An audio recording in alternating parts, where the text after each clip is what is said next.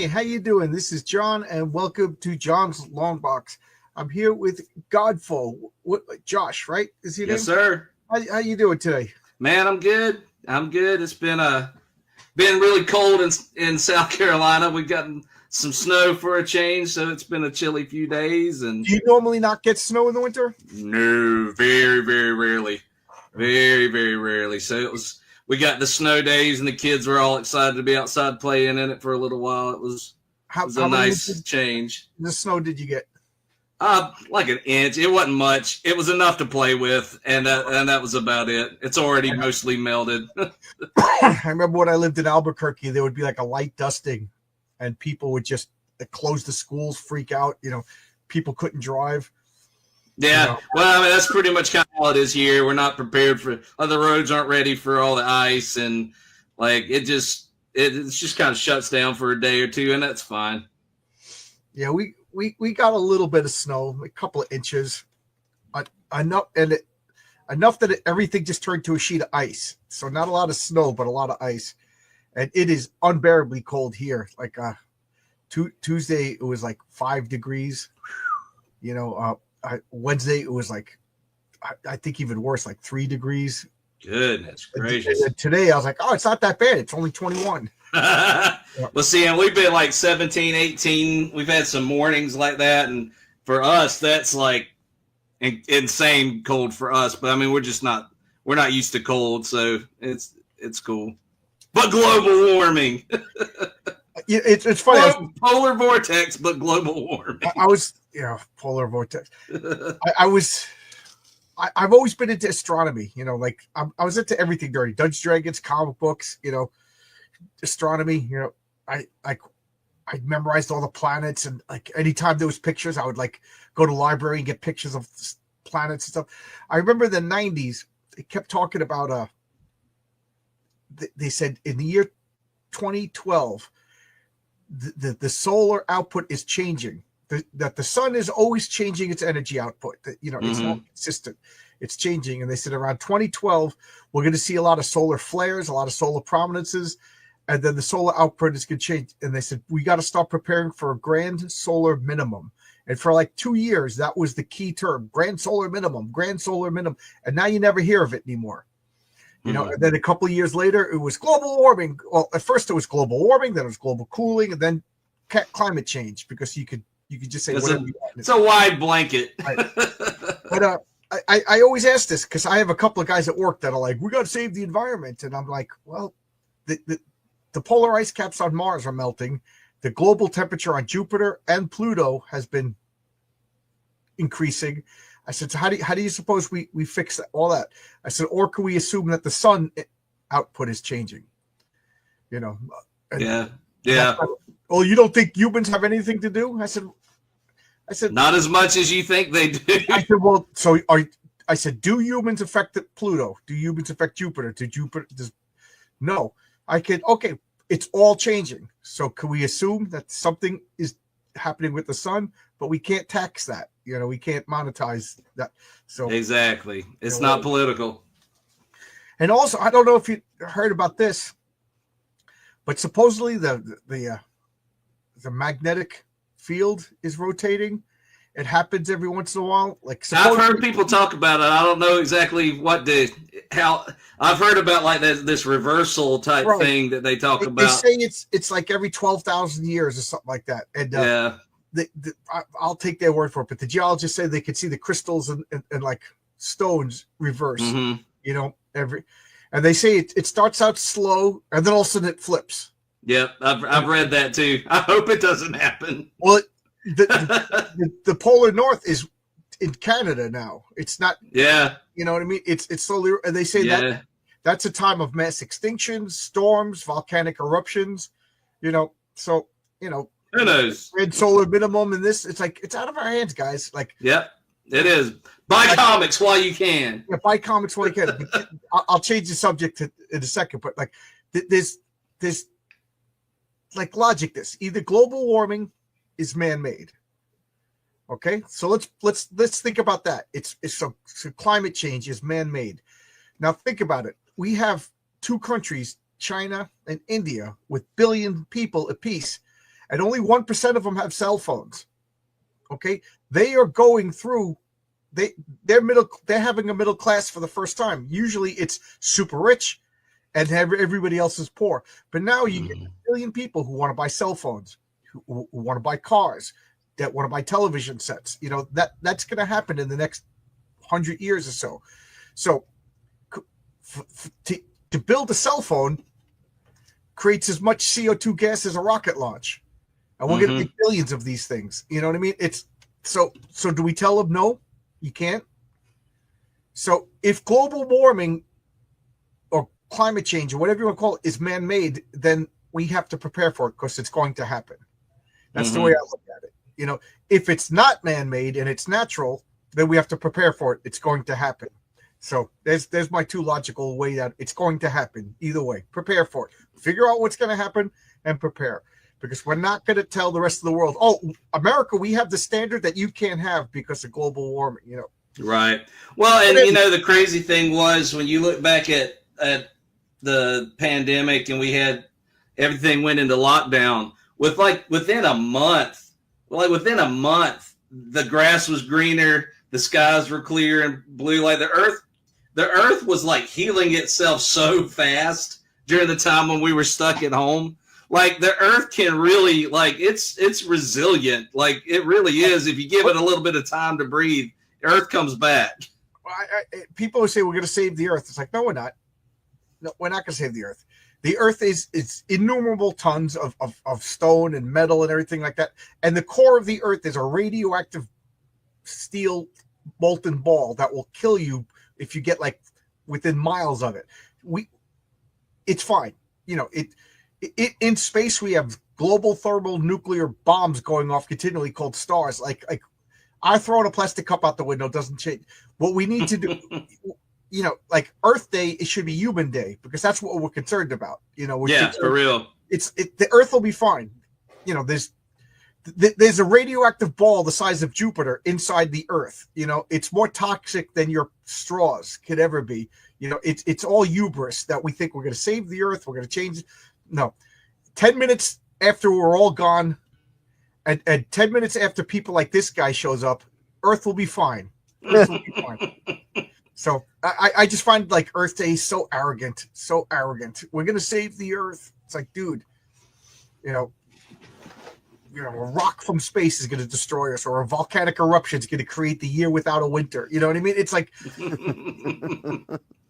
We think we have the power to change, or you think the government controls the weather? Okay, just pay more taxes, we'll fix the sky. But anyway, but that new Captain Planet comic just came out. What's that? He said the new Captain Planet comic just came out. Yeah, Captain Planet. It's collect all the jewels. What's up? So anyway, let's check out a couple of things. So first off, this is a comic book channel, despite my rant. And I have a comic book on Fun My Comics, Heroic Tales #1. It's getting good word of mouth. I'm still, drips and drab sales. Next month, most likely next month, I'm going to launch my campaign for issue #2. It's going along too fast to the point where I'm not prepared now. Usually I have everything done in advance on my end. And I just got word from Renzo. I'll be done in a couple of weeks. What do you mean done? Done. I'll be done. Hey, it's better than being behind, man. At least you can fulfill. Yeah. But I'll take being done early over being late any day. I woke up in the middle of the night last night. Renzo's going to be done. Renzo, so I got a lot of stuff to do. And then you guys got a comic on Indiegogo. Indiegogo, Kickstarter, and Fund My Comic. So it's on 3 different platforms for you. Oh, good. There's a Kickstarter. So it's all live right now? Yep. Oh, yeah. We've got how you doing on the different platforms? 7 days left. 6 days left. We got a week left. We are fulfilled on Kickstarter. We are 140 short on Indiegogo, and we only have $150 on Fund My Comic. So Indiegogo and Fund My Comic, we need the most help on. So you're doing best on Kickstarter? Yep.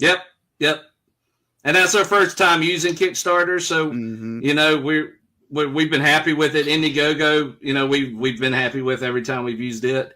So I mean, we're just we wanted to give it as wide a net as possible this time. We got volume 2 of Apollyon. We also have it as a catch-up tier, so you can get volume 1 of Apollyon, which is 187, 88 pages, something like that, black and white, fully rendered story. Mm-hmm. You can get that, and Apollyon volume 2, which is 100 pages. You can do a universe catch-up tier, which has Kolga as well, which is our 100-page book that came out last fall. Yep. So we got a lot of options for people. Okay. I'm looking at your Indiegogo campaign. So who's the writer? Who's the artist? Or I'm the artist, Dan's the writer. Right. That's right. I remember last time you were on, but I forgot who did what. He's the talented one. I'm just the looks. You're just the good looks. Yeah, this is the best we have to work with. Excuse me. Yeah. Making bricks with no straw over here in the Godfather universe. Yeah. So what's the premise of the story? All right. Well, it's part of a much larger story. It's when we call it a universe, it really genuinely is a universe. It's a very, very sprawling story set out over different eras, so thousands of years of story. But Apollyon 20XX is the beginning of our timeline. It's set in our near future, so it's in the year 20-something. It's kind of where we put it, and it's ultimately the story of how the world we know ends and the universe that becomes the Godfather universe begins. It's very much a dystopian sci-fi type story. It's about an evil elite group who for centuries have been trying to learn better, more powerful ways to control the population. Oh, it's a true story.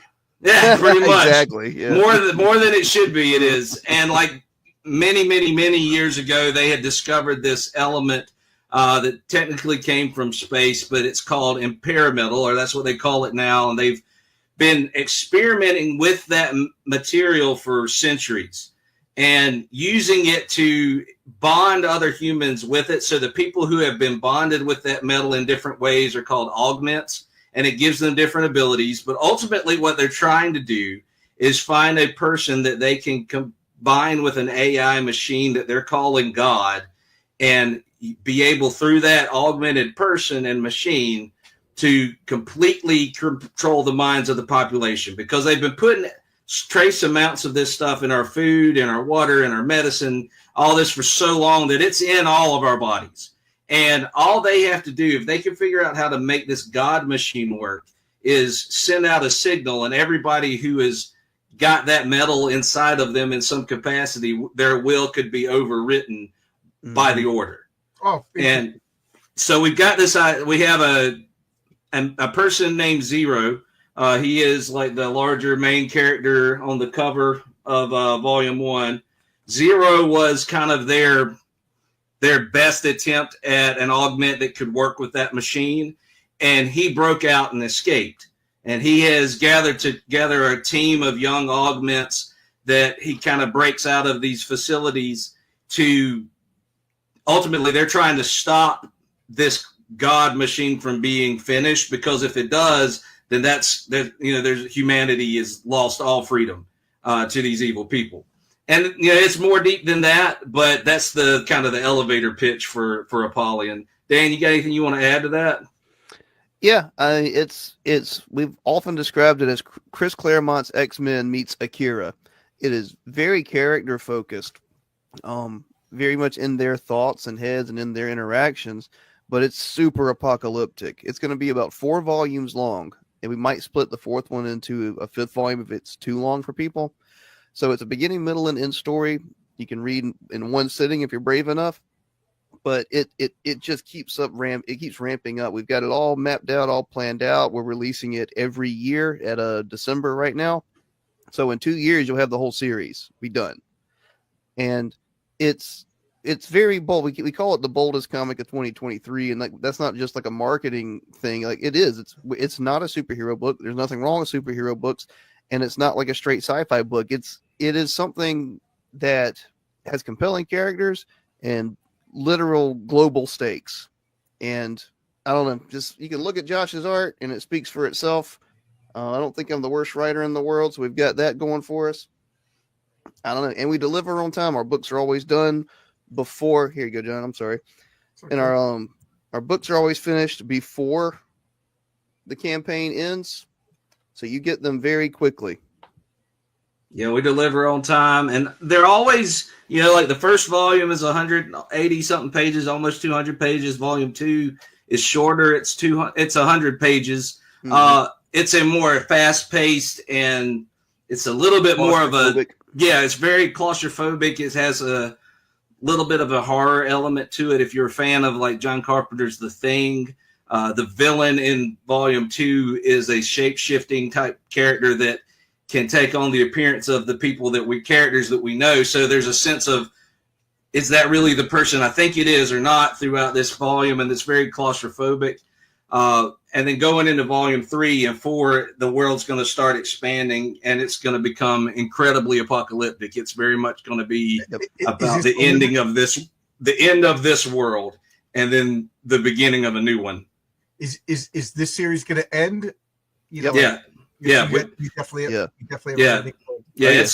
very defined. It'll end, but the era won't. And how we do that is like, this is the Apollyon 20XX era, so we're gonna have different stories that are in the same timeline, the same place and time, but this story within that era will end. Yeah, and so we're introducing a character in Volume 2 called the Blitz Beast, who we're really excited about. He's probably the closest thing to a traditional superhero that we have in our book, but the Blitz Beast is really cool. He's going to come in Volume 2, but then later, hopefully sometime this year, we'll release the first issue of the Blitz Beast spinoff. And the Blitz Beast is going to be individual floppies, it'll be our first issue by issue story. And that's kind of a monster of the week. He's fighting different augments that work for the Order while he's trying to get the secrets behind the Order. It's kind of a prequel to Apollyon 20XX, but it's its own series. And he's going to be fun because he's sort of a generational hero in the sense similar to a Black Panther or the Phantom, who takes up the mantle of the father and the grandfather, and he's the new Blitz Beast. So in his comic, we'll have these back and forths between his day and then the older, his grandfather as the Blitz Beast, and kind of show those how they overlap, through time. Yeah, we're super ambitious, and I'm not trying to get preachy because I usually don't shill that hard, but John was nice enough to let us on here, so I'm going to shill pretty hard. Yeah, shill. If you're listening, guys, we'll talk nonsense later. Yeah, if you're listening, get this book. It's we're gonna fund it one way or another. It's already, we got enough to do it. It just really if helps. you already made it, you know. And we're not gonna stop. We're gonna finish on my the series. Campaign. Exactly. I put the funding low because it was already done. It was already, you know what I mean. So, it's just it helps us to get it out as quick as possible and go on and start building towards the next thing. Yep. But yeah, I mean, we if you'll buy if you haven't read the first volume of this, again, we've got multiple catch-up tiers. We even have a digital tier. Yep. Smart marketing. I'm not going to say names, but one guy refused. If you missed the campaign, you missed, and I'm like, dude, nobody's going to go on Volume 7. No, we want it to be one of. Yeah. Well, it's kind of like, a lot of times you finally decide, hey, there's a series I've been waiting to read. I'm finally going to go for it. And then you go to a store and you can't find Volume 1 and 2. All you have is 3 and 4. We don't want to do that. We want everybody. I mean, especially since this story is building to something really grand. We want everybody to be able to get in and catch up and keep going with us. And, I think it's, out of all the things we do, I think that Apollyon is probably the most human and the most, maybe not controversial, maybe isn't the best word, but it tackles humanity as it is right now and some of the hideous sides of humanity and humanity's past pretty well. I would still call it teen rated though. We don't show nudity and there's no harsh language. Yeah, it's pretty much. We've called it 13 and up pretty well. We want younger preteens and teens to be able to get into it too. Yeah. And then there's a difference between all ages and kids. Very much so. Very much so. I would say my comic is PG. You know what I mean? Or whatever.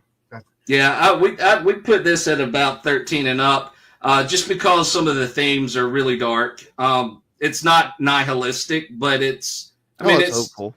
Yeah, it's hopeful, scary. but it's also dark, and it does have scary moments. It's got violence in it, and it's violence that happens to our younger characters. Like they go through some harsh stuff, but they also come out the other side of it strong. And this is the best time. Our campaigns are the best time to catch up because we do special prices for the campaigns.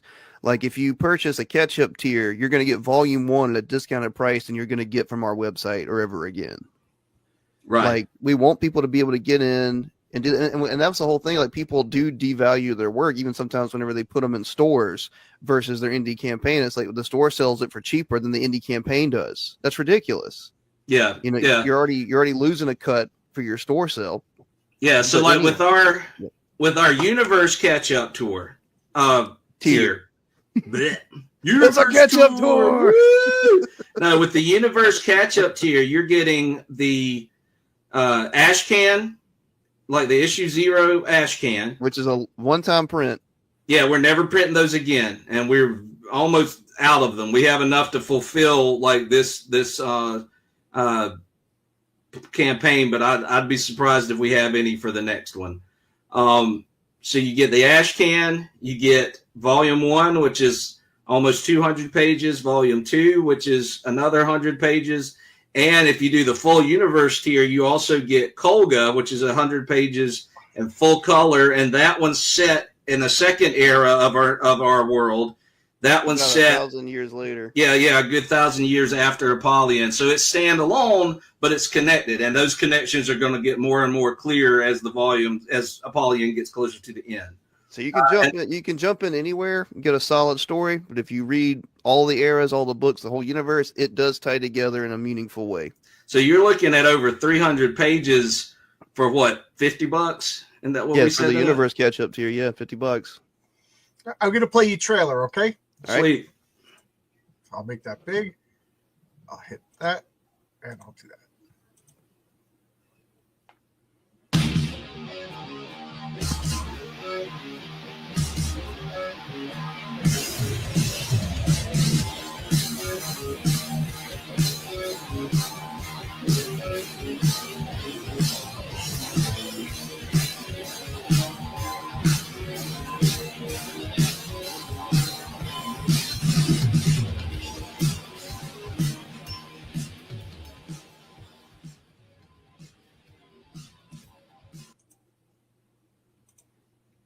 Short, quick. I remembered it being longer last time I watched it, but I guess memory's a funny thing. My memory's just crap lately. Well, there is also I can shoot you a link. I think I put it in our private chat, but there is a link for a second trailer as well. Yeah. If anybody's interested, go ahead. I can put that into. I'm gonna put that right back in our private chat again, okay. And It started playing right away. I don't want to do that until I actually share the screen.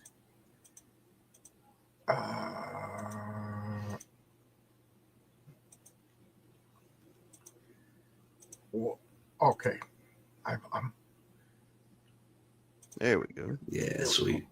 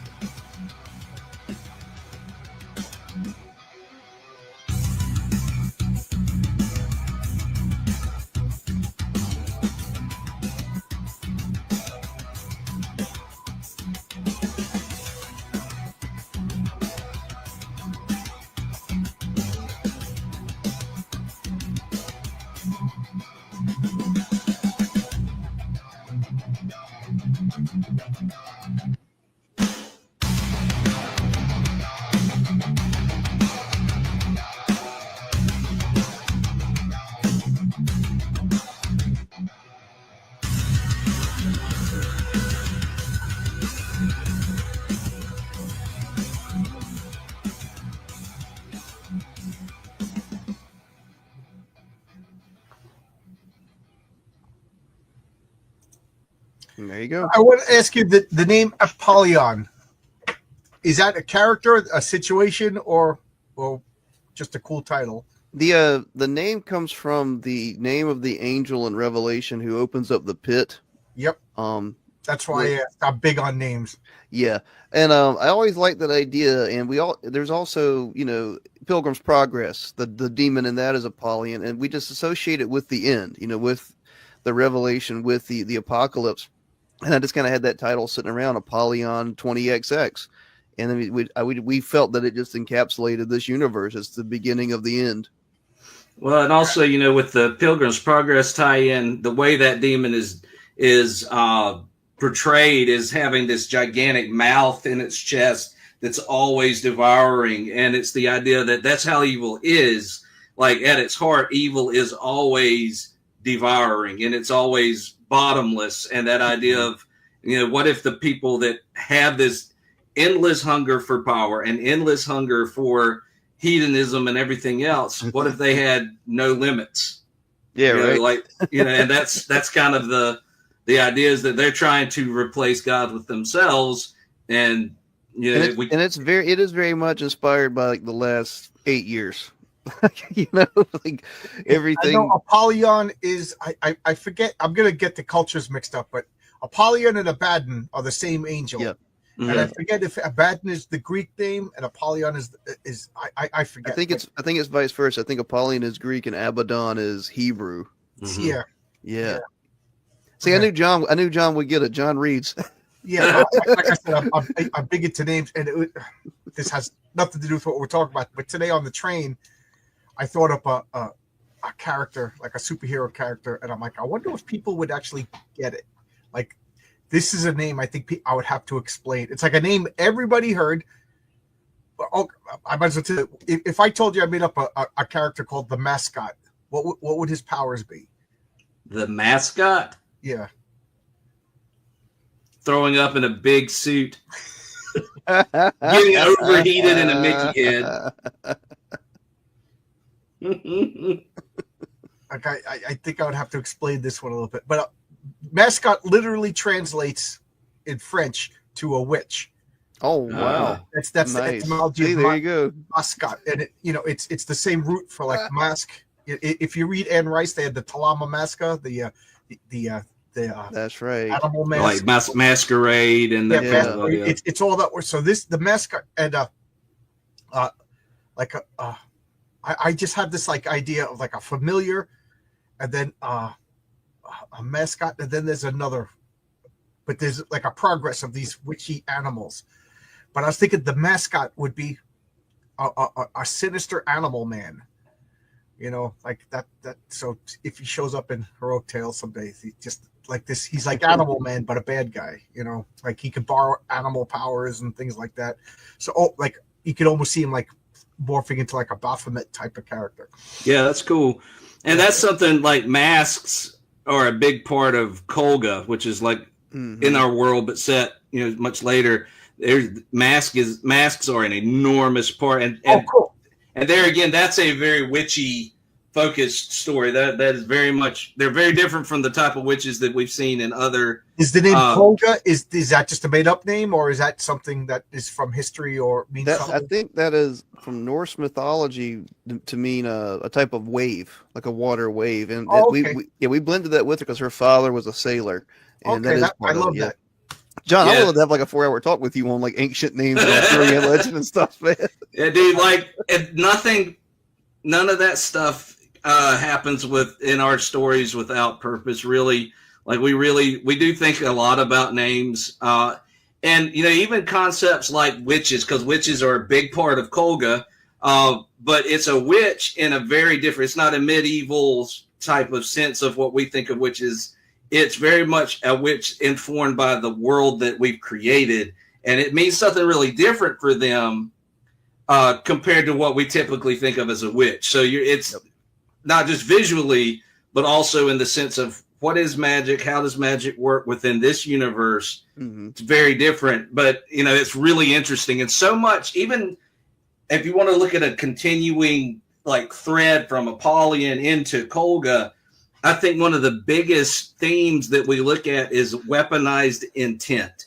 Like what you can do with a person's intentions and how if you can manipulate their intentions, then you can create the world that you want to create. And like how you do that is a big part of both evil and good in the world that we're writing about and creating. Mm-hmm.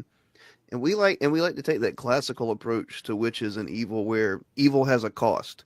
You don't get to wield the powers of evil without a cost, because like that's such a subversive thing that's been big in our culture for so long, especially with witches. I know we just had the Agatha show and Scarlet Witch and all that kind of stuff, and we kind of our culture throws those terms around and throws those tropes around without any of the strings attached because they don't want to connect to the culture that made it. And I don't know, like that lore of our world even is missing from our world, and it's missing from our stories as well. And we want to be part of putting that back. Yeah, I don't know if you got my comic Heroic Tales, but there's a backup story called The Suit, and it's pretty much a guy. He had good intentions, and then finds an evil shortcut. Now I have purchased your book, John. We had this discussion. Oh, you didn't read it yet? I don't know if I have it in my email yet because I bought the digital version. Yep. Message me. I'll check my email. I will. I'll check my email as well. But yes, I did purchase it. Told me that they just didn't get, and I one guy I sent it like 3 times. We actually got around it by him emailing me first, and I replied to the email. Let me do that then. But I don't know if it's because the Dropbox is coming up as spam with some people. So email me at johnslongbox@yahoo.com. Say, hey, John, I bought your comic. Remind me why, because I can't remember anything. And I'll reply, because that seemed to have fixed it for the 2 guys that just couldn't get the file. Now, but I won't spoil the comic then. But yes, evil has a cost. And you might not see it in that story, but, this recurring character, you should be able to figure out the cost of taking the shortcut to get what you want. Well, that's what bothered me so much, and so many people, even if they couldn't articulate it, about the sequel Star Wars. Well, there was no calls to the dark side when Rey was tapping into it all the time, and then the new show, The Acolyte. It just shows Star Wars. The last Star Wars that came out in 1983. That's how it should have been. People keep talking about these new Star Wars shows. Are they messing with me? Because they got rid of the they were on that moon, hanging out with Ewoks. They waved goodbye, and that was the last time I ever saw Star Wars. You didn't miss anything. Not much, no. But no, that idea that you can just exert power over people and torture people and all this stuff and get away with it is something. Well, even George Lucas did it. If you remember, what's his name, Qui-Gon Jinn. Yep, he was messing with dice. Oh yeah, and that's actually one of the things that I liked about the prequel trilogy is the idea of showing that hey, the Jedi, for all their perfection that they try to portray, there's an undercurrent of they're not what they used to be, and they're not aware of this of how they're shifting. I could go on for hours about what I think George Lucas was going to, but again. Oh, I think he froze up. He pulled a Mitch McConnell. Oh, poor guy. John, not Mitch. There you go. We forget that we hated the prequel so much that we bullied George Lucas into giving up and selling it to Disney. Like, there was such a backlash against the prequels. And then the sequels came out. We were like, but the prequels were great. Or the people that were 9 years old when the prequels came out are now adults, and they love it because they were 9 years old. Yeah. But I was 9 years old when the originals came out. I hated the prequels, and I only saw 2 of the 3 new movies. And I'm not watching Mandalorians. I'm not watching. I don't even know the names of the shows. People keep asking me. I'm like, nope. Star Wars is done. But I could go on for hours about what I thought George Lucas was heading towards, and like I was kind of fascinated by the story that never happened, and it kept me hopeful. But like, obviously, the Force was unbalanced because they kept talking about the guy who's going to bring balance to the Force. But the universe was too good, and the Jedi dragging their feet because they liked the good. You know, like they're not going to train. If Luke is going to bring balance to the Force, that could only mean Luke was going to bring more evil. So that's why Yoda was like, you're too old. Yoda was just making excuses because Yoda, you know, the Jedi are all hypocrites. They don't want balance or anything like that. They wanted the good, and I don't blame them. That's what they should want. And you know, we don't want this guy. We don't want you know. That's why Yoda was always like fearful of Luke. But sooner or later, he realized I had to trade him. And I do think like if George Lucas had control, Luke would have been the bad guy. You know, there would maybe Leia would have 2 kids and one would be, you know what I mean, and balance everything. Like, you know, Luke would spend half his life good, half his life evil, and whatever. And I still say it would have been better if Obi-Wan was Luke's father. 100 times better, you know. But I'm going. Yes, I'm saying that episode 7 and 9 are our fault. Remember, Red Letter Media made like 40-minute videos trashing each of the Star Wars movies, you know, and we loved them. I thought they were great, you know. Your kids liked it because they were kids, you know.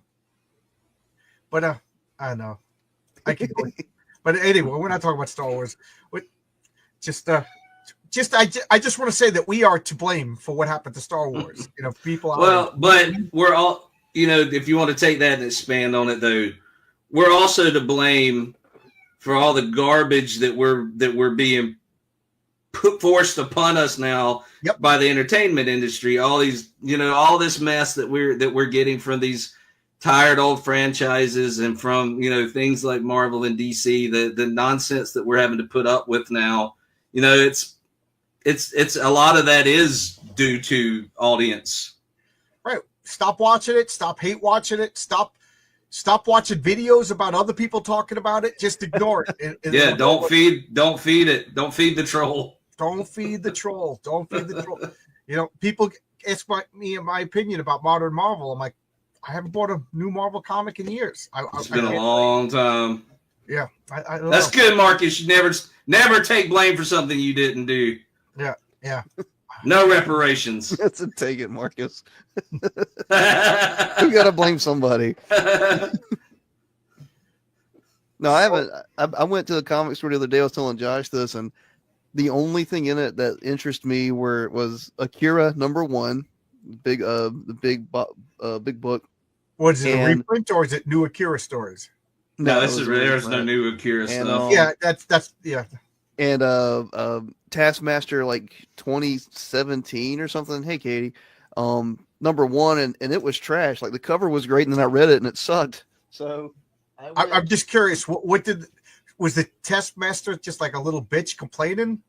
It started on a golf course, and it had that stupid millennial writing where everything's a joke. And I get it. Taskmaster is supposed to be like this kind of like joking kind of character a little bit because he's like this rough dude and he's kind of but he's not. He's kind of goofy. Did you read Avengers 187? His first he was I terrifying. did. I know he's terrible. But what I'm saying is he always had like this kind of like roughneck kind of attitude, and he was safety. You know what I mean? He mocked the people that he was fighting because he was that much of a badass. Well, this is what sucks though, is like they made. It turns out the Black Widow is hunting him, and he's afraid of her. It's like he took down the entire Avengers the by Black Widow was himself. after me. Yeah, like, why would he be afraid of the Black Widow? So anyway, I went to eBay and bought all of Akira instead. Opponent that he would love because she doesn't have any powers, so he would be able to copy everything and counter her. So I could use all the Black Widow skills, and then poor John froze up again. He did say it was cold there. And it's are we back? Yep. So like it just shows me that these people don't know the history of the character. Yep. And like Galactus, he just shows up like because everybody who walks into any Marvel comic, they want to play with their biggest films. You know, like there's always one kid in the neighborhood that wanted to play with your cool toys and had no respect for your toys. Yeah, Josh. Banging them against the wall or whatever, or throwing them and stuff like that. Like that was fun. It's not mine. I don't care if I break it. You know? But, no, it was bad. It was like he runs to Nick Fury for help. Yeah, Taskmaster. Yeah, Taskmaster, and like it was him and Bullseye getting paid by billionaires to play golf against each other. That was the premise, the start.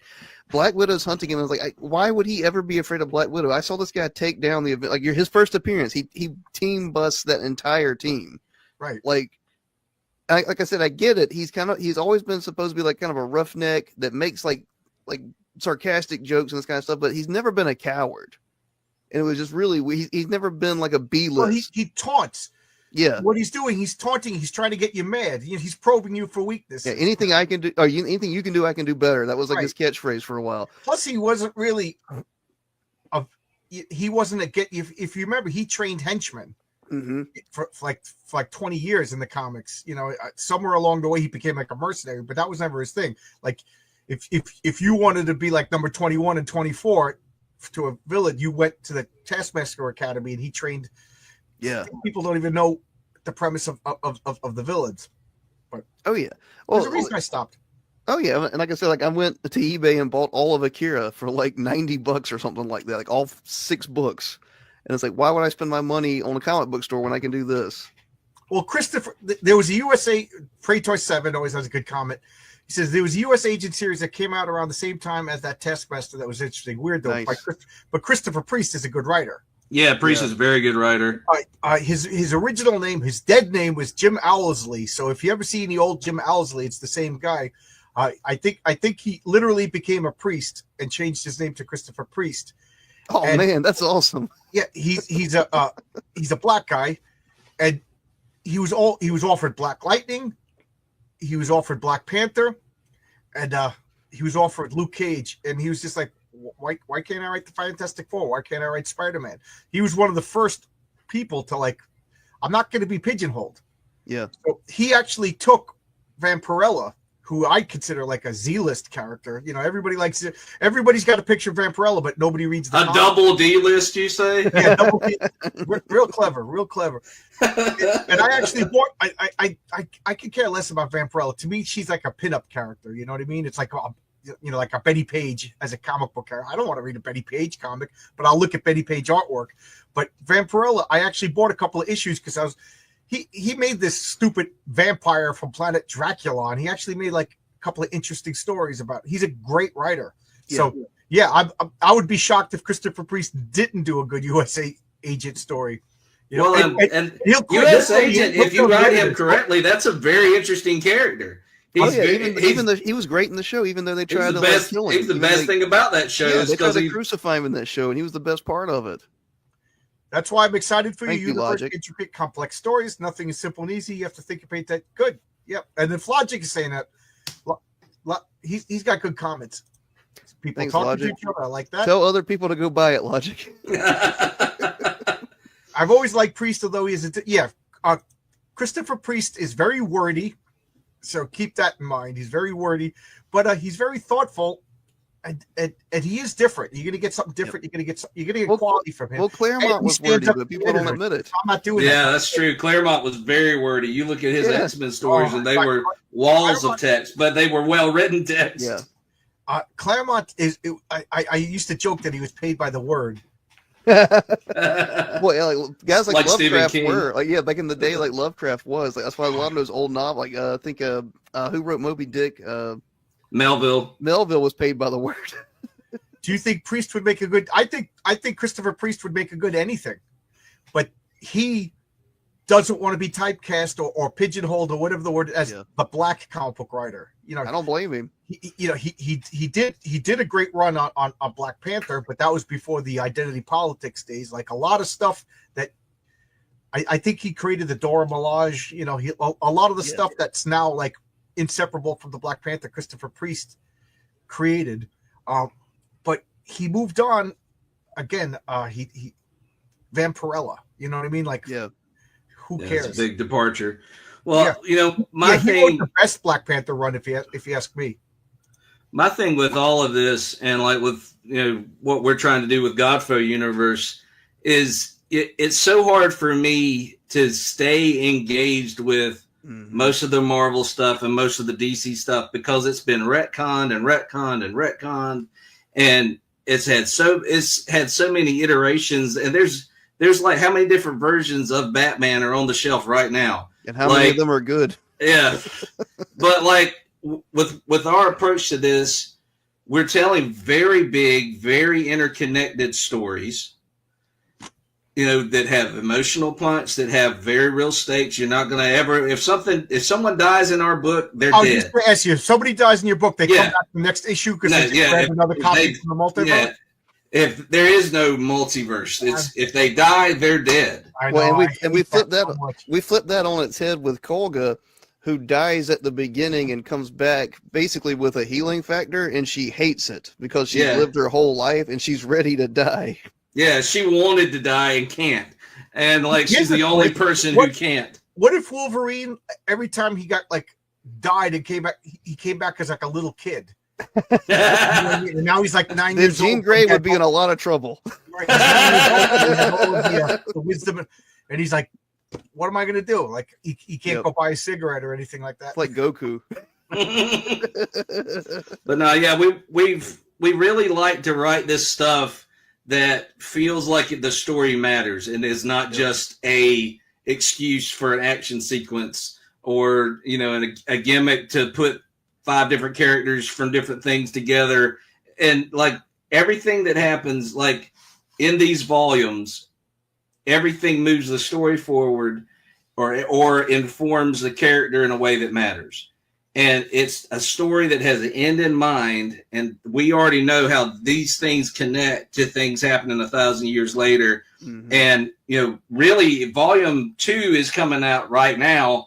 Volume 3, we had a talk earlier, like last week. Volume 3 is when we're really going to start kind of breaking open the world a little bit and showing what's happening on a larger scale. And people who have read Kolga are going to start looking at it and realizing, oh, these things are starting to cross-pollinate here and see something that, like, people have already said about Kolga, like, Dan, who was that who edited their list of, like, you'd sent me a video earlier this week. EV Comics. He's a smaller channel that does comic reviews. He had us at the top of his list along with Vonster for his reading of the year. And like the thing that made me happier than anything else he said, I mean, he complimented the story, complimented the art, but the thing that made me happy, he's like, man, I want to read it again because I feel like there's things I missed. And that's this book. Yeah, and that's what I want people to. I don't want to write something or draw something that people read it once and say, oh, that was cool, put it on a shelf and never touch it again. Like I have graphic novels that I have read 100 times. Mm-hmm. I read Akira every year. I read Weapon X multiple times a year. I read if it's something that I love, I'm going to read it again and again and again.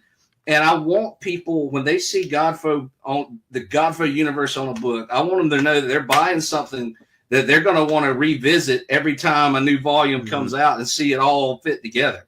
Like we're trying to do something that's genuinely, for one, we are really excited and passionate about. We spent 10 years planning this thing and figuring out the lore and figuring out these characters in this story before I ever drew a page.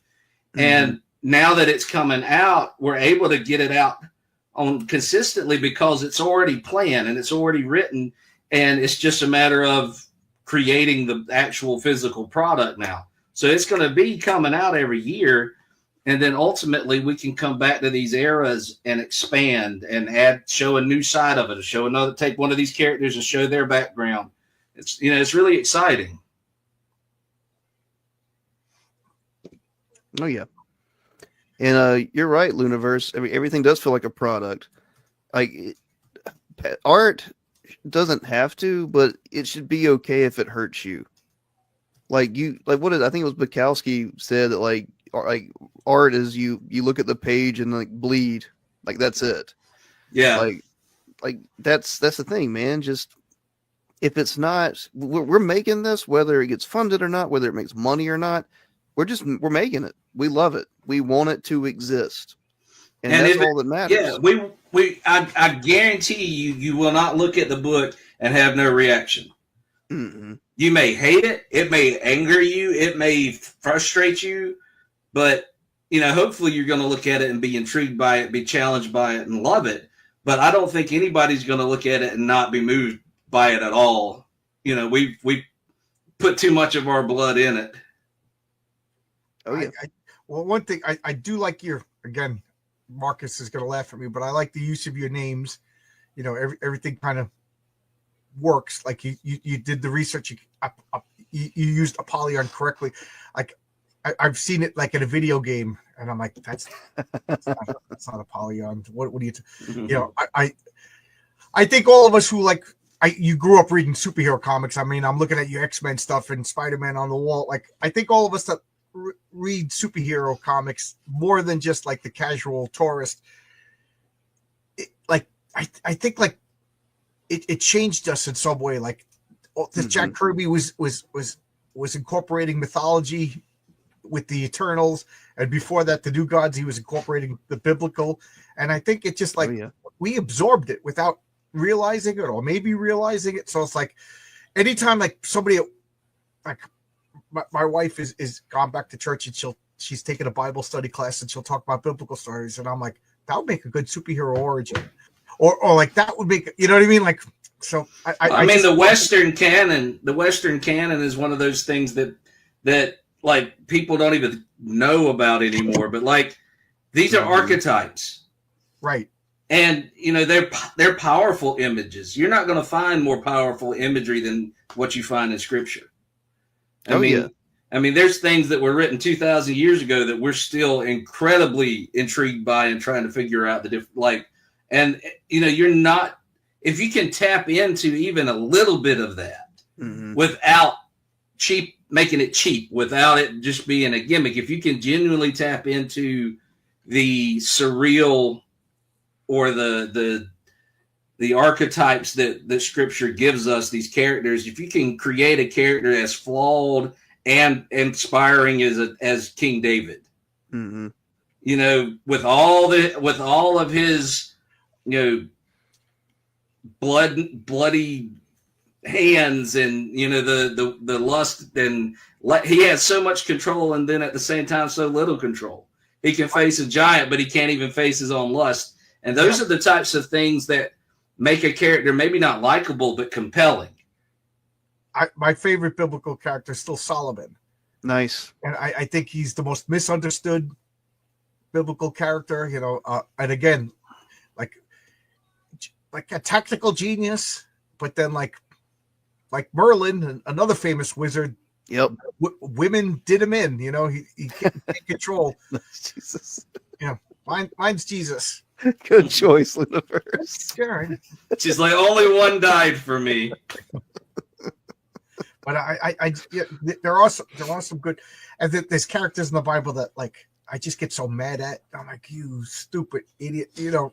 It's good, but I'm also super influenced by Greek mythology. I talked about it as a kid. I used to take index cards and try to make like genealogies. Like how can Hercules be on the Argonaut when the Argonaut launched over here, but Hercules was already killed?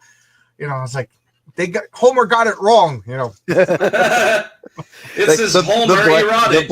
The black van came up and took you outside, dragged you away. He figured it out.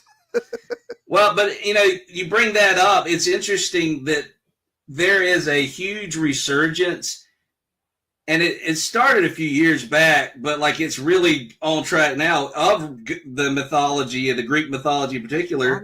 They just put out a new movie that's about, you know, Odysseus coming back home at the end of the Odyssey, and it's a good movie, but it strips it of all of its mythological elements. There's a movie. What's the name of this movie? I try to watch all. It's called The Return. It's got Ralph Fiennes as Odysseus, and it is a good movie. Cinematography's good.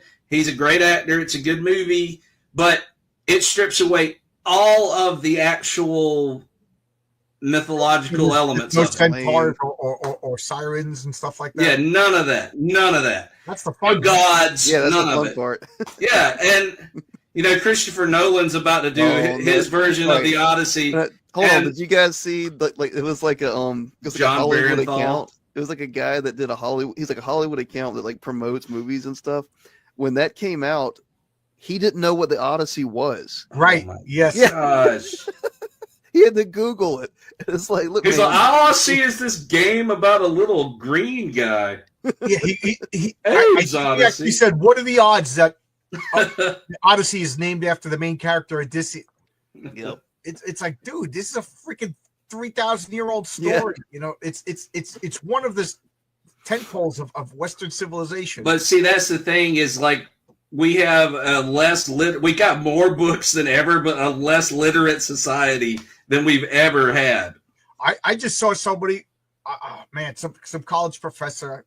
I don't even want to remember his name, but she said that we should update all books written before 1970. I saw that. I was like, what are you, nuts? So you're a college professor who admits that your students can't understand a book written before 1970. You're a bad teacher.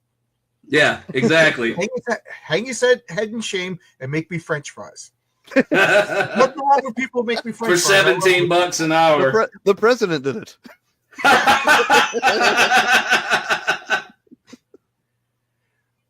Is that like there's a like a feminist viewpoint of the Odyssey, you know. That sounds horrible. Oh yeah, why would I care about this? Is it written POV from the kitchen? I don't know, but it basically just slaughters Odysseus. Now Odysseus is a complicated character too. I don't know if you're supposed to like him or not. I went through a big period of loving Odysseus, and then I went through a big period of like, he kind of is a bad person, but like, I don't live in that time period, you know. Actually, nobody does, because you know it's a fantasy period. But like, he's a complicated character. Like, but at the same time, like, also the Odysseus of the Iliad is almost a different character than the Odysseus of the Odyssey. Oh yeah. Like the Odysseus of the Iliad was almost like a Loki character, you know. But I kind of marry them as like, he's like, dude, this has been going on for 10 years. I fulfilled my oath. I love my wife Penelope. I just want to get home. We're gonna build a horse. We're gonna do this. We're gonna go in, and then I get like, I'm gonna justify all these horrible things because I just want to go home. That's how I rationalize it. You know, like the best version of that story that I've seen, and this may not appeal to everybody, and Dan will probably make fun of me for this, but like the best version of it that I've seen lately is it's a musical project, but it started as a college project. It's called Epic, and he adapted like pretty much everything from the end of the Trojan War through coming back to Ithaca. And it's like a series of different EPs, and they're full-blown like musical productions, and they're fantastic. You send me a link to this? This is something I know nothing about. Yeah. Do you listen to Spotify, or what do you listen to music on? I listen to Pandora. All right, just put in Epic the Musical, and it'll bring up, and you can probably find a playlist that it's like 6 or 7 EPs, but like they have like a whole EP that's just the underworld, and then there's an EP that's the Cyclops part of the story. There's another EP that's just the Ithaca saga. Like it's really good. Like it captures all of the emotions and the darkness and the power of that story better than any version I've ever seen. And it doesn't shy away from the actual gods and magic and monsters and stuff. Well, I don't know how you really impressive. There was a comic by, I think his name was Eric Schanauer. It was called The Age of Bronze. And it's I'm not familiar with that. I'm going to look it up. I think it's Image Comics. And unfortunately, it didn't sell so well. It's only like a web comic now. But he promises once he gets so many issues, he'll finish it in print.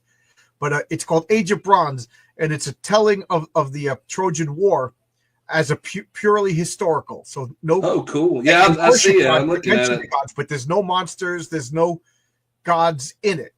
You know what I mean? So just imagine like a Netflix series, because it's so realistic, you know, and it's really, really, really good. And then what I really like about it is the last pages, it talks about like the source material, where he got the artifacts, you know, trying to translate Linear B, and you know, this guy must be Eric Chan. He must be a scholar or just a lifelong lover of this. It's so good. Yeah, it looks good. I see. It's got that like a more old fashioned. The artwork reminds me of like the old Bible comics and stuff that they used to make. He tries to draw them what Mediterranean Greeks would look like. Yeah, it so looks like really Helen cool. of Troy. We always picture this beautiful blue-eyed blonde, but the Helen of Troy looks more like a Diana Troy from. Yeah, you know what I mean, she's got this Greek, but it's so good. It's so good. I really recommend it, but it's dry. You know what I mean? There's no lightning bolts. They worship Zeus, but the gods are removed. You know, so you know, just like I was gonna say Lord of the Rings, but if you read Lord of the Rings, you see that there is the hands of the gods. You know, in certain, but. I was about to get real pretentious about Lord of the Rings. How can you not? Nolan does everything well. Tenet is. I didn't see Tenet yet. Is it worth seeing? Best nonlinear storytelling. Oppenheimer was good. Wish he gave Heisenberg more credit since he made a nuclear reactor before Rico. I didn't see. The last Nolan movie I saw was the one about the black hole. I liked it a lot, actually. It was fun. It was a harsh world with scarce resources back then. They regarded effectiveness as more important than what Chris. Right. I forget who else, but I was in college, and you know I was a history major. I got a degree in Greco-Roman history. Nice. And then another degree in education. And so I'm the most educated guy on the construction site. And one of the things that the teacher was like one of our professors was trying to drill into us is that up until literally the Christian era of Europe, you know, that the universal cruelty was the norm. Mm-hmm. I don't know why I couldn't get that word out, but cruelty was normal. You know, like, and it's not because people were evil; it was because, you know, disease, you know, scarcity of resources, and you know, you saw a group of people wandered into your border. It's like, tell the daughters to go hide, get the men and the knives. You know, I mean, that's how we greeted them and stuff like that. We had to, and this was like an atheist professor, but he's like, history is history. It wasn't until the Christian Judeo-Christian model throughout Europe did we have. And think about it, outside of the European world, we don't have things like individual liberty. We don't have concepts of a you know, like a man has the right to face his accuser in trial. You know, that's why this whole social justice is such a anti-Western thought that, you know, I try to drill this into my niece. Like, justice is individual. It only matters what you did. You can't be judged because that guy, you know, but white people have shut the hell up. If you killed somebody or whatever, I'm getting into another rant. How's the car? Whose car? For Bat Sauce. What happened to Von Coleman destroyed his car. Oh, I see this on Twitter all the time. What's the story with that? I really don't. I think Bat Sauce, the same day he got Von's book, his car got hit, so he blames Von for it. Oh, okay. And Von's too charismatic to not blame, so let's blame him. All the more reason to buy comics from the Godfather universe. We don't destroy your cars. You don't. Yeah, it destroys you in other ways, but not. Yeah, we destroy your spirit. Your spirit. No, absolutely. Like, we'll kill your boredom. We're very, very close to our goal. I mean, the book's coming out regardless, but you know, the more pre-sales obviously we can get in this last week, the better off we are. If you were holding off and waiting until the end, like this is the time to really hop on and get caught up. If you hadn't had any of the books so far, we have very affordable catch-up tiers on all of the different platforms. It's on Kickstarter, it's on Indiegogo, it's on. Here's a Poly in volume 1 right here. This is how the second one will look. Yeah, it's going to look very. Yeah, we're using the same printer and everything. Yep, this is 185 pages. Volume 2 is 100 pages. You can also get Biophile Kolga set in the same universe. This one is 100 pages, full color, manga size. I must apologize because I backed so many books. I thought I backed yours. I don't think you have, John. I was just checking now, and I'm like, I never backed this. But like again, we have. I was like, we have a universe. He's like, it would help if you backed it. I was like, oh my God. But yeah, we have a universe catch-up tier that has all of the stuff that we've put out for $50. So it's well over 300 pages of almost 400 content. pages worth of content for you guys, or I would say art. Josh can call it content because he's an artist. You won't find a better deal in indie comics, or probably comics at all now. What I hate is when somebody's making a comic and they say product. Yep. Yeah, it's not a product. It's definitely not. The way to corporatize what you're doing, you know what I mean? I'm making a superhero comic book, it's action adventure, or I'm making product. Yep. You know, and I also I say it too, but like I'm making videos tonight, and like, oh, you making content? It's like content is just like, it's like if you ever see Repo Man in the movie, the original one with Harry Dean Stanton and me, they had cans of food and it just said food on it. Yep. And they had cans of drink, and it just said that's what I think of when you say content. It's just like a video, and it's just like, hello, fellows. I'm John. Welcome to my content. It's like, you know, it's a video. We're talking about comic books. I'm not content.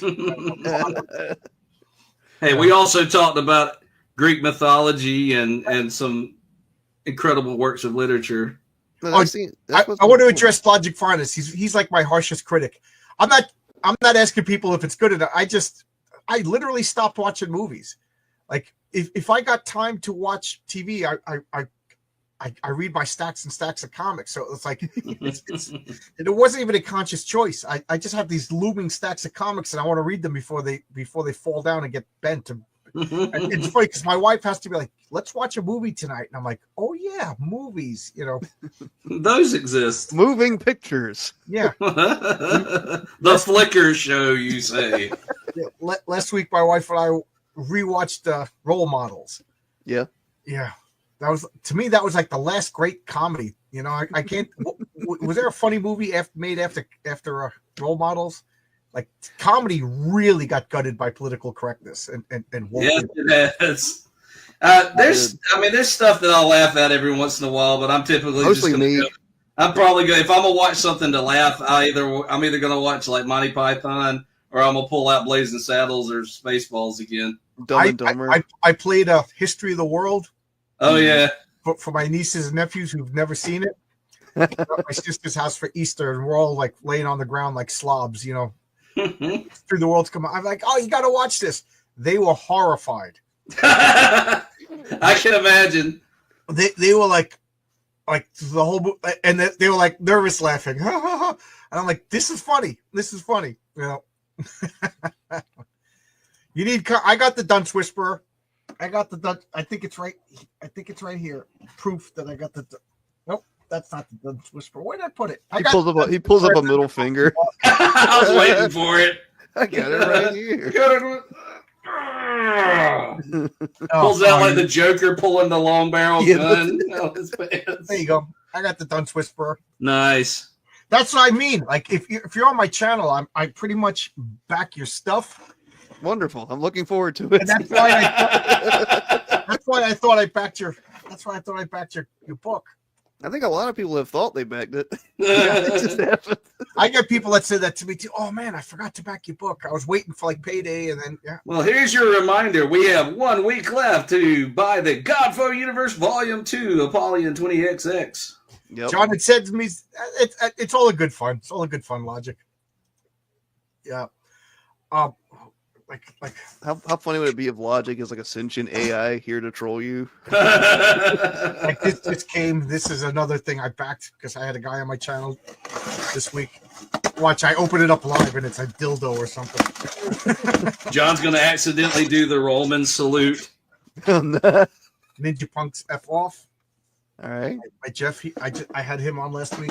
Nice. Dead Kennedy's reference. I backed too much.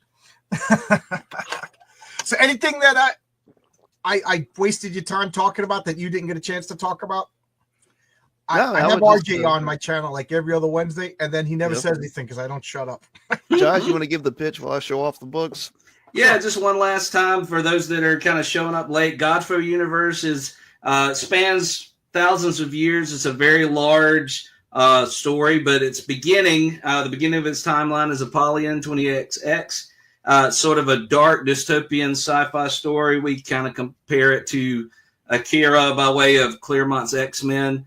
And say that it looks like a nice blend of manga and then Western, like Eastern. It's kind of the art style, especially if it be in black and white, is somewhere in between. It's very gritty. But Apollyon is set in the year 20 something. It's our near future. That's why we call it 20XX. And it's about a evil order who have found a way to control the population, and all they need is an augmented person that they've experimented on that can bond with this God machine AI. And anyone who stands up and says that thing is not God is going to be labeled a God foe in our universe. So Apollyon is telling the story of how our world ends, and then Kolga, Biophile Kolga, is set about 1,000 years later. You can read it standalone, but it ties into the same world. But by that time, we see the world that's been rebuilt in the name of this god that is kind of created through Apollyon. We have it set up now with catch-up tiers. You can get Volume 1, which is of Apollyon, which is 185 pages, I think. Mm-hmm. You can That's get what I was just holding up for everybody. Yep. This is Volume 1. You can get our Issue 0 Ash Can, which is limited, very limited copies of that. We've only got a little bit left of those. You'll get everything in the catch-up tiers at a discounted price. That black gentleman on the cover, was that Apollyon Creed? No, that is our character Zero. He is. Being a jerk. Be a jerk. That's what. As long as you're a jerk that buys our book. Apollyon Creed. Be a jerk that buys our book. But no, the catch-up tier will get you both volumes of Apollyon and the Ash Can, or you can get the whole universe catch-up tier, which also includes Biophile Kolga, 100 pages, full color, manga size, set in the same world, just about 1,000 years later, all interconnected. And we're releasing these books consistently. So Volume 1 came out last January. Volume 2 comes out this January. Same thing with Kolga. Yeah, Kolga came out last fall. It was out like in October, I think, and it's going to be out again in this coming October. We've got other things that are going to be coming out in between. So if you guys jump in now and get caught up on all of the universe, you get over like 400 pages worth of stuff for $50. Yep. And again, if you get it before campaign's end, you're going to get a special discount on the catch-up stuff on Volume 1 and Kolga.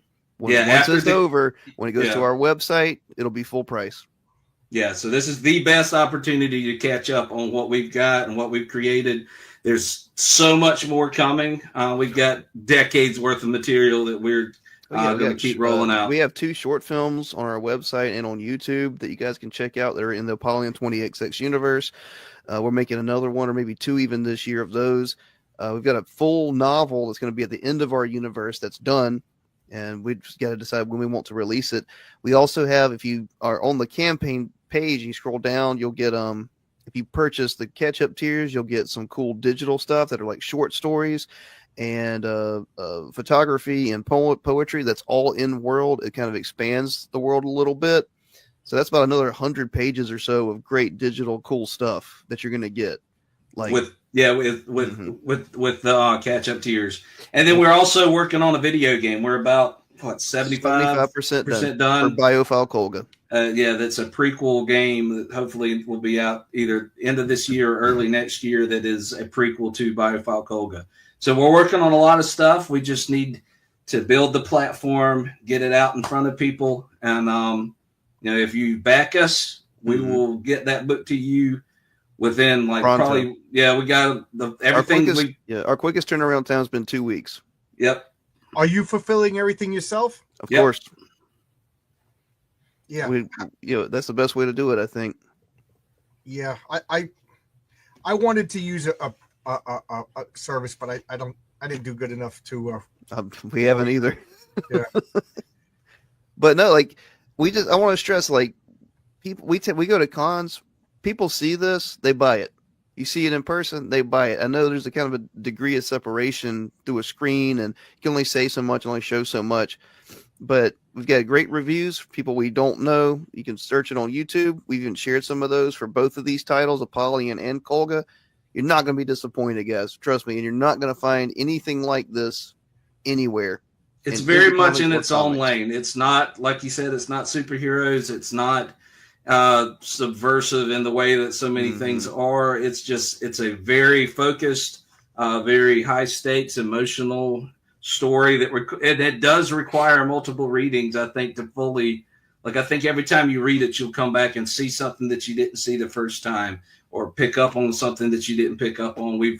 It's the type of book that we think will really reward people who read it, because it's not about making money for us. It's about, we're just passionate about this art and we want it in front of people. Oh, Bats also is asking for the link. Yeah, I'll put the link up again. So this is the Indiegogo link. And if you check Fund My Comic, you'll see you'll have one more backer. Nice. Thank you, John. We appreciate it, man. The all in. Got to get everything. If you get it back, in for a penny, in for a pound is the way I look. Well, and when you buy a catch-up tier, a physical tier, you also get all the digital copies as well. Oh, cool. That's included, and that's all. That's gonna be a lot. It's gonna be a big folder. So we're fully funded on Kickstarter. Indiegogo and Fund My Comic are where we're still struggling a little bit. Well, I did Fund My Comic just. Thank you. Yeah. Hey, that works, man. We appreciate it. Love it. Yeah. And more power to Luke Stone. My campaign out. Mm-hmm. So I'm loyal to him. Well, you did such a great job on Fund My Comic, man. It blew my mind. I was like, I was like, geez, dude. It's funny because I did Fund My Comic, mostly because I was like, this is where I could get my mistakes out because nobody's going to see it here. And then everybody saw it. But hey, whatever works. Kickstarter at Indiegogo, I got like 6 sales, so I'm done with Indiegogo. I found it to be difficult to work with. It is.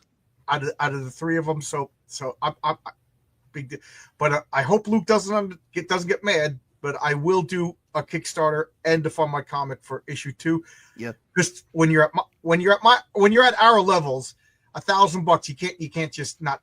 Oh yeah, $1,000 helps. That's a whole print run right there. Yeah, or close to it. Yeah. So but man, I hate Kickstarter. I'm not filling out surveys, and I still got 3 people that didn't fill out a survey. Indiegogo. Mm-hmm. One of the things I like about Indiegogo is you just pay for it and forget about it, and then if it's CG 7 years later, you get the book, but you just pay for it, and I forget about it. I never read the the rip-off verse. But Kickstarter, you got to fill out a survey. I just hate that. So I don't know. But Kickstarter is pretty easy to navigate. Oh yeah, what surprised me so much? I did it because I saw you, and I saw Vaughn do Fund My Comic, and both of you did great on it. And I was like, okay, we've only done. We decided to do Indiegogo at first because we knew people that in real life were going to buy the book. It's like, okay, I don't want them to have to set up an account on Kickstarter. So we did Indiegogo, did great the first 2 books. This one's like, all right, let's do all 3. And I set up on all 3 of them, and Fund My Comic was the easiest one to set up on. Mm-hmm. Fund My Comic was the easiest for like people to check out on. And it's like, I know the GUI setup maybe isn't as professional looking at the first glance, but what Luke has done, I don't know if he did it single-handedly. Like, it's insane.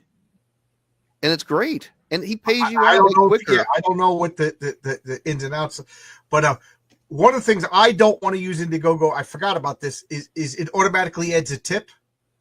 Oh, does it? Yeah, so you actually have to put manually $0 for a tip on Indiegogo. You're right. You know what you do? You do have to do that. And I don't want my friends thinking, man, your comic book was $30. What are you talking about? It's $10. Mm-hmm. And then you freaking tip this site that already takes 5% of my money anyway. Mm-hmm. You know what I mean?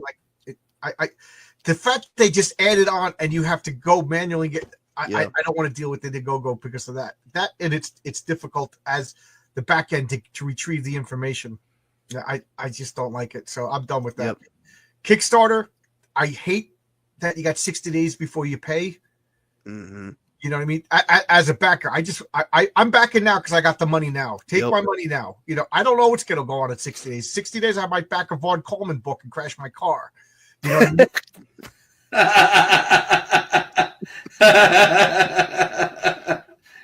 You're right, super Bad gay for that. So, you know what I mean? I don't know what's going to happen. 60 days from now, I don't, you know, for all we know, we could be living in a 20XX, you know? So take my money now while I got We technically are. So. Yeah. Maybe after the election, maybe not. Who knows? Maybe not. Like, yeah, we'll see. yeah, we'll I don't know. Supposedly they declassified all the the assassination files. assassination stuff. Now we're all gonna know the truth, you know. It's nothing, probably. Yeah. Or it's either nothing the CIA or it's what we always thought it Kennedy, was. Here's how, and they put all those documents. You know what I mean? Yeah. He was killed by UFOs. All I want is if I could get political for this, if Trump could get rid of the IRS, I will personally carve that MFer's face on Mount Rushmore. I'm sure he's already planning to do that somehow. You know, my liberal friends, the United States is an empire. Yeah? I'm like, what do you mean we're an empire? Empires are strong. I said the Roman Empire took money from Gaul, from Germanica, from Dalmatia, and all these places, brought it to Rome. Mm-hmm. I said, I work out in 4 degrees weather to be taxed so we could take all of my money and send it everywhere else. We're the opposite of an empire. We're the anti-empire. You know, our money is going in that direction. We didn't change all that. Empires, the money's coming in this direction. So how the F are we an empire? That is some idiot on Twitter said that you Republicans should shut up. You lost the Civil War. Now own it. And I'm like, what are you talking about? The Republicans won the Civil War, you idiot. Again, uneducated. Right. Now, to be fair, I am from South Carolina, so I can't say much. We were first in the war and last out. Oh, yeah. We saw Outlaw Josie Wales. Well, John, I appreciate it, man. I don't want to keep you. We do appreciate having us on here.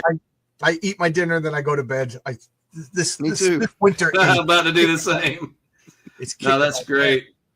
This cold is like draining my soul. I feel like in the old Ghost Rider comics when Ghost Rider shot you with the Hellfire, the people would just go so cold. I feel like Ghost Rider attacked me, and I didn't. But maybe your hands would remember their strength if you wielded your sword. These used to be strong hands. He's got Theoden over here, man. Immediately cuts his nose off. Do you guys get points if you know where his face? From? Is that Excalibur? Yeah, it's nice. It's from the 80s movie. I just bought that on Blu-ray for the first time. I have it too. I wanted it because it's a fever dream. It's such a weird movie, but it's like, I was about to say something ridiculous. It's not historically accurate like any Excalibur, but it's so not like the real Merlin. You know, it's legendarily mythologically accurate. Yeah, it's a really cool movie, man. Boorman, the Boorman film. Yeah, that's a really cool movie. They don't make stuff like that anymore. A24 wishes it could make an Excalibur movie. You watch that movie and you're just like, oh my god, that's Jean-Luc Picard. Oh my god, that's Gabriel Byrne. Oh my, everybody. Helen Mirren and the main characters are big actors. Yeah, it's a great movie, man. It's weird but fantastic, just like me. Yeah. All right. Well, I'm gonna eat my bowl of chili that my wife secretly deposited over here. She doesn't want to be on camera, and then I'm gonna. I don't blame her. All right. So thanks, John. Thanks everyone in the comments. Yep. Come back whenever you want. At the very least, you got one sale on my comic from me, and we appreciate you for it, John. The hobos would be living in my house, and I'll send you an email about yours. I'd love to get it. Oh yes, yes. I owe it to you. I want to make sure you get it, and I don't know what's going on, but I do. It's a really large file. Like a couple of people like it doesn't need to be this big. Like, well, I don't know how to shrink it. No, and then I my wife's been asking me for years. Yeah, it's too big. It doesn't go anywhere. But I got software and I shrunk it down, and then it looked like crap. So I'm like, are you really complaining that it's too high resolution? So I think that the fact that it's a huge file, I think like all of your whatever blockers think it's a virus. So email me first, and then I'll reply to the email. That seems to be how it gets around. So, and Thank that you, goes for guys. anybody in the chat. If you got the digital file and you just didn't get it, Yep. I want you to get what you paid for. All right. Thanks, everybody. I'll see you. Guys. Bye. Bye-bye.